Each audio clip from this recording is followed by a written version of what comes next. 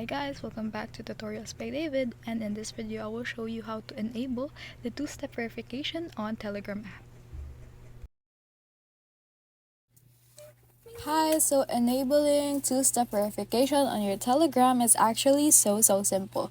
You just need to know your password, of course. You want to go to Telegram app, go to the settings section on the bottom screen, and then swipe down. You can see the privacy and security button.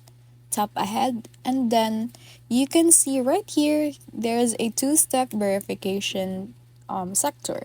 You just wanna tap that. As you can see, mine is already on or enabled.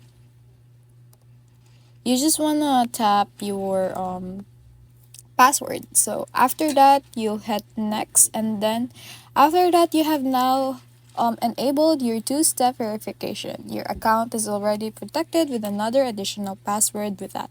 And that is all on how to enable two-step verification